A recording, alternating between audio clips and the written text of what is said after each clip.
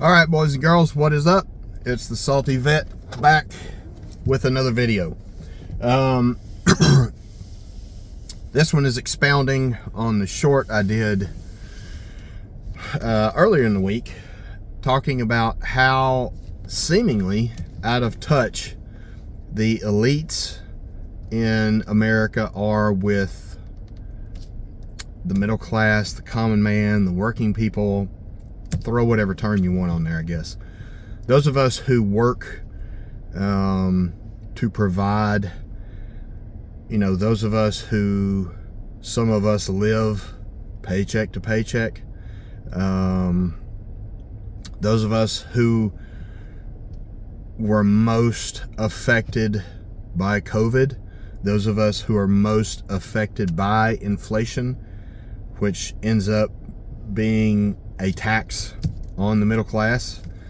And some of these, now, again, this is just a poll, and you can poll anything and, ask certain people, but they polled 1,000 people.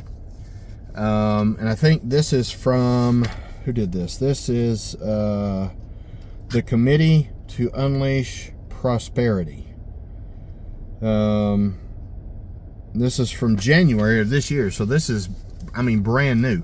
And I have to have this with me because I can't remember all the stuff that's on here. But as I read through this,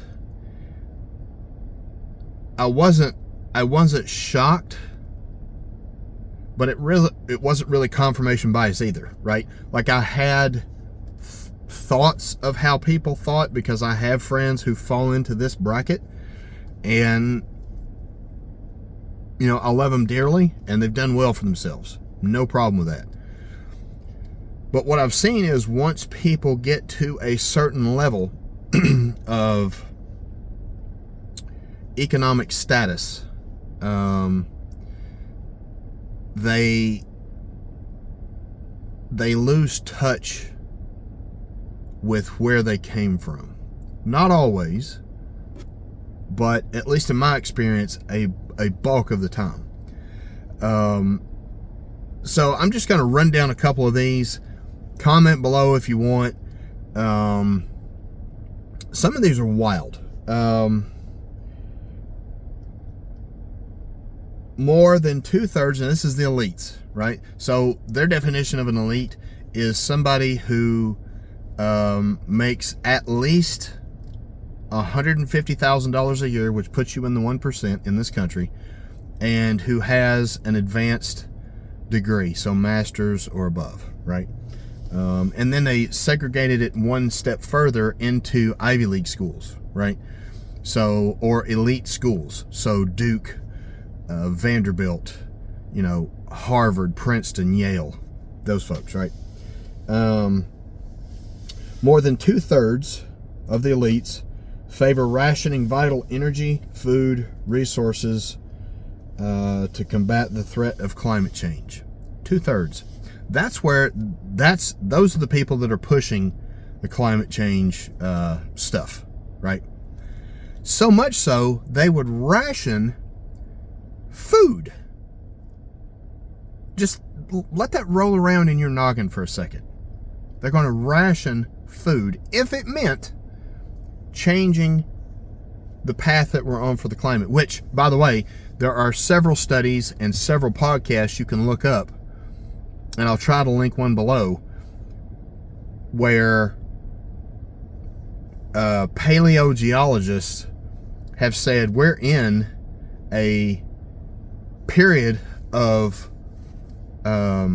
warming right now.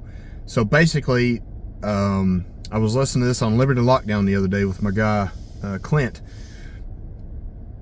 The Earth, approximately every 6,000 years, warms, and approximately every 8 to 12,000 years cools, and we're 2,000 years behind cooling. So it's just a cycle that has been continuing long before man was even on the planet. So you see where I'm going with this, right?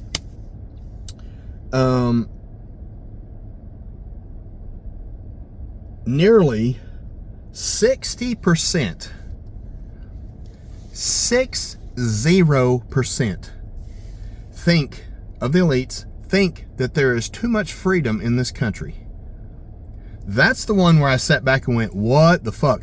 That tells me just how out of touch these people really are. Or they were out that day in civics class, or they don't understand what true freedom is. And I think that's a problem in this country. We have been set back little by little. A small bite here, a small bite there, a small bite here, some crumbs there. And you look up and it's the fucking Patriot Act. Like, I don't know how anybody who is paying attention, who really, who seeks out news outside of CNN, ABC, NBC, CBS, Fox, MSNBC, not them, that seek out true journalism, which is also dying in this country, how you can sit back and say, the majority of you say, no, we have way too much freedom in this country. That is just mind-blowing to me. This country was founded on the principle of freedom.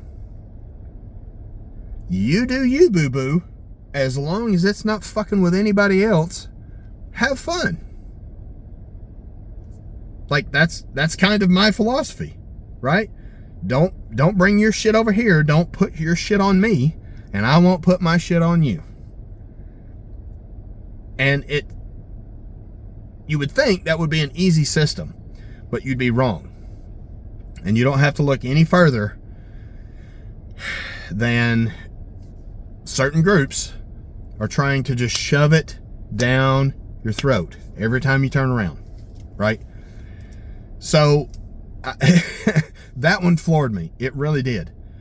I